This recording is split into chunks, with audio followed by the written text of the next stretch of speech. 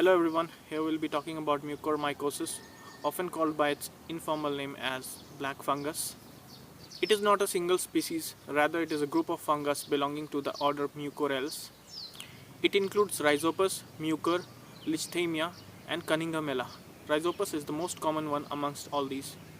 It is a life-threatening infection with a high mortality. These organisms are present in soil and vegetation.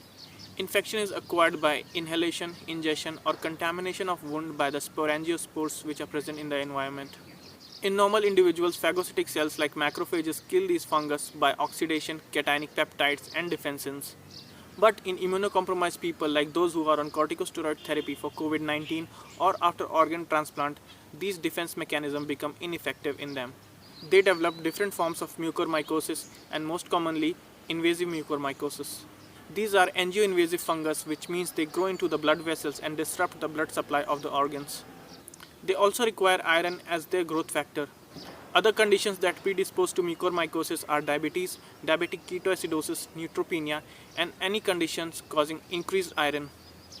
Medicines like corticosteroids, which include Methyl Prednisolone, which are given to COVID-19 patients, they impair chemotaxis and movement of phagocytic cells by increasing blood glucose and acidosis. They impair macrophage function as well.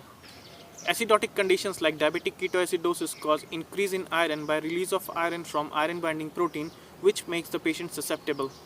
Some iron-chelating agents like defroxamine also makes the patient susceptible.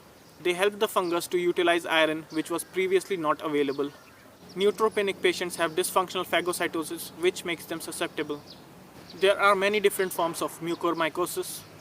First one is Rhino cerebral or Rhino or Cerebral. They involve nasal cavity, paranasal sinuses, orbits and face. It may also progress to involve meninges and brain. It is mostly seen in diabetic ketoacidosis and cancer patients.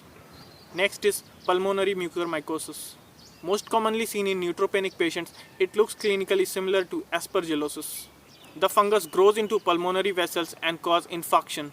It may also lead to coughing of blood.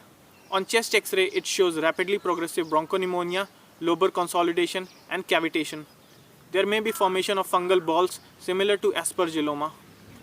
Coming to invasive mucormycosis, it means the fungus has spread to whole body, causing tissue infarction at many organs. This is mostly seen in immunocompromised people. It may present with neurologic, pulmonary, or gastrointestinal system, causing perforation and hemorrhage. Coming to cutaneous mucormycosis, it can be seen due to infection in previous wounds or injury with vegetative matter.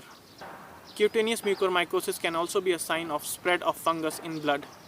For diagnosis, effort is made to obtain tissue sample for direct microscopy, histology and culture.